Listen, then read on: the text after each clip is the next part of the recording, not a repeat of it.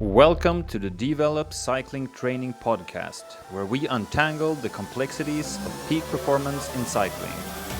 My name is Fredrik Eriksson, and together with my partner in crime, Erik Åkesson, we are the dorky coaching duo who will be your hosts.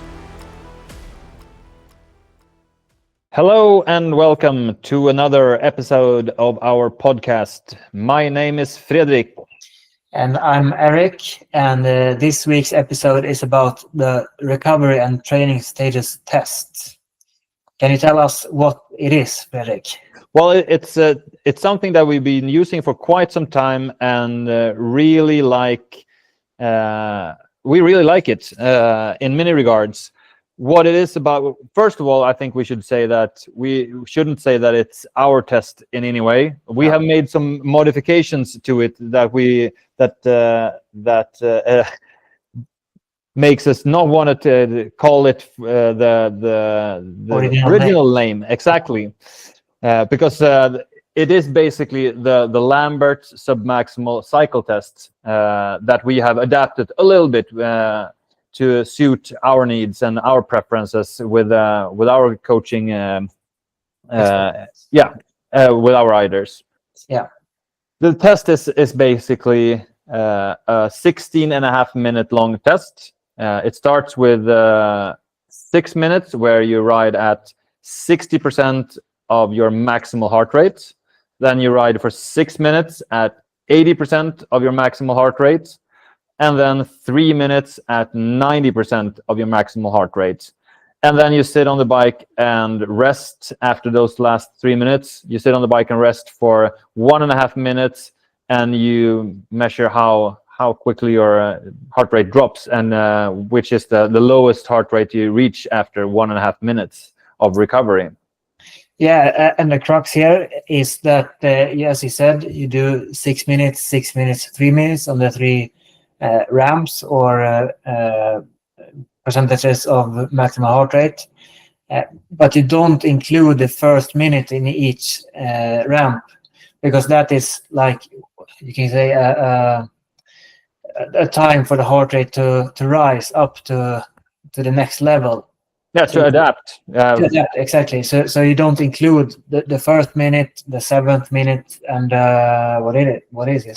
12th minute. Exactly. So it's the data we gain is from 5 minutes, 5 minutes, 2 minutes, and then the 90 seconds of heart rate recovery afterwards.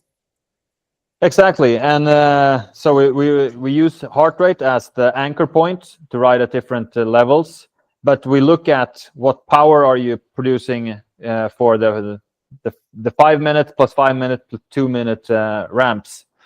And in addition, we also include subjective data, and that is the Borg CR100 scale that we think is a little bit better than some of the other scales out there to measure exertion.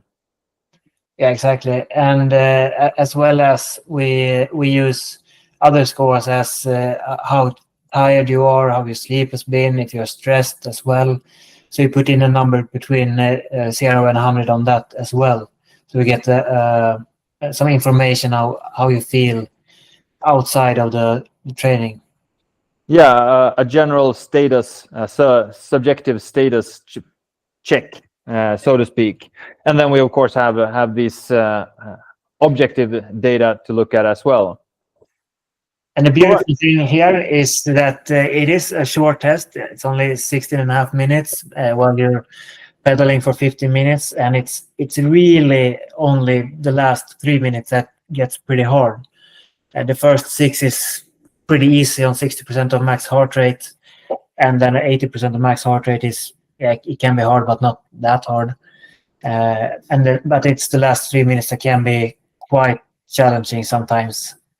But it is a great test to use as a warm-up for other interval sessions, or just do before you do a strength session or something like that, because it's short and it's pretty intense and you get warm while you do it. And it's easy to do quite often as well. especially if you've been sick, or if you're trying to if you're middle in the season and don't want to overtrain or something, you can do it quite often, once a week or once every second week or something.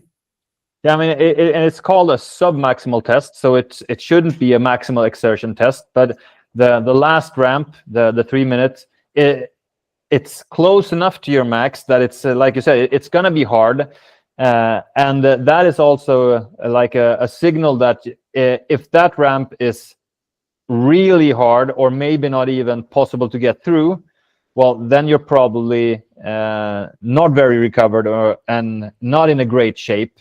So if you do it as a warm-up, if you don't get through that ramp, you probably shouldn't do the session coming up afterwards. That's a good signal that, okay, I'm a little bit too off, I should take it easy. Yeah, and since the max heart rate is the anchor point of the whole test, if you have the maximal heart rate too high, it can be very hard the last 3 minutes as well. So don't take the max heart rate you reached for in the competitions 3 or 4 years ago. It can be lower than that. So use a max heart rate that you've been reaching for the last 12 months.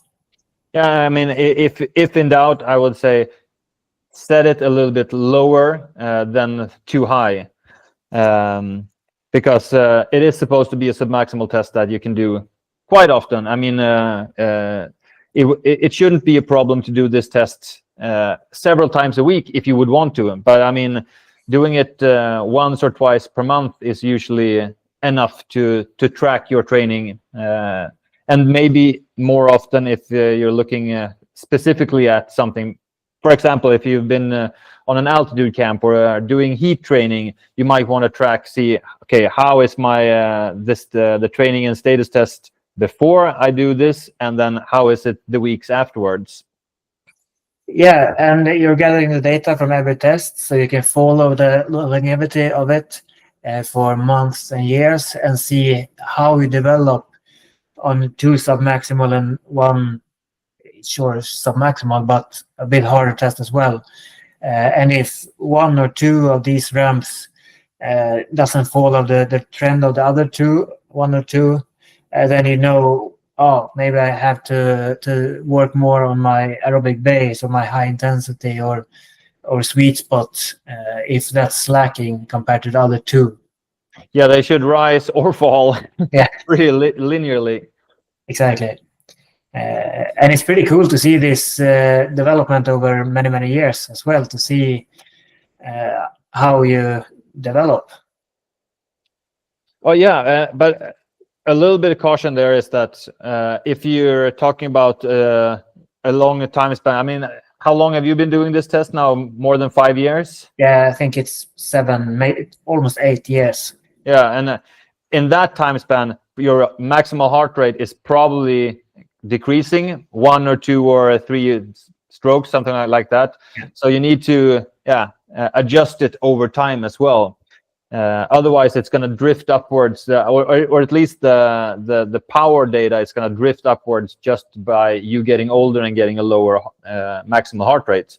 But if you're adjusting those all the time, then it's going to be a pretty true measurement of how your performance is developing. I mean, at least over time, from test to test, there's a little bit of a variation. Yeah, but it's the long trend that is interesting.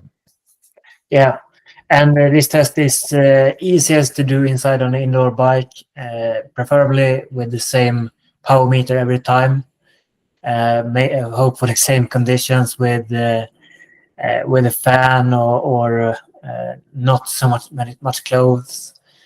So as standardized as possible while you do it. I think there is a little bit of a challenge there, because usually it is cooler in most rooms during winter and might be a little bit warmer during summer, which can affect the test. So you're going to have a little bit higher heart rate at a given power output during a higher temperature than during when you are doing the test in a lower temperature. But if you do it, like we said, over time, it's going to be a solid result anyway. Yeah, you can take small notes on maybe room temperature and time of day as well. So you know that from test to test to see, last week it was 22 degrees, now it's 18. And last week I did it 6 a.m., now I do it 2 p.m. I think the time of day is really important to keep consistent, because I think anytime I see people doing the test at different times of day, that impacts the test quite a lot. Yeah, for sure. I think, do we have anything more? Well, I think when it comes to the different metrics or numbers you get from this test, I think that the one that usually tracks best with performance is the power output at the second ramp, and how fast your heart rate recovers after the last ramp. Those are in both. I think that the originators of this test, Lamberts, have written in some of their papers on the test, and that's my experience as well. That those are. If I had to choose two of all the data you get from this test, I would say that those two are the ones that are best tracking with performance and recovery. Yeah, and that's what we want to measure with this test. This recovery and training status test. And I think we mentioned heat and heat training, which is quite popular now. A lot of people do it, and we love to add that to training. But heat training has a tendency to give you artificial positive results as well. I mean, we think heat training is great, but if you do a test like this, like the days after you've done a 1 week heat training block, the results are going to be blown up, so to speak. You're going to be performing better than you really are, because you have a higher blood volume, and that makes it, well, there's more inertia in the cardiovascular system. You're going to have to push harder, higher wattage to achieve the same heart rate, and that looks great on paper, but it's not just performance. Yeah, but it looks cool, and that's the most important thing. Great. If you want this performance recovery and training status test, you can contact us, and we have an analysis on it, how you can implement it on your training, and we can guide you through it. I think it's on our web page. Yes, I think so too. And it's an easy test to perform. I think every serious or ambitious rider should do something similar. There are variations of this. This is our favorite one, but some kind of standardized submaximal test that you can perform quite often is really useful to have in your training. Exactly. Great. That was this week's episode. Thank you, Fredrik. Thank you, Erik, and thank you for performing this test for so many years that we have. I think you have the most data points that I've seen in this test. Yeah, I don't like to do it, but I do it for the science and for myself. Of course. Yeah. Anything for science. Yeah, and don't forget to follow us on our social medias. We are developed on most of them. Instagram, LinkedIn, and Substack as well now. Yep. And you can read our blog on both Substack and develop.me/blog. And contact us at info@develop.me. Much information now, but we'll leave it in the bio below. Yes. Thank you for listening. Till next time. Ciao.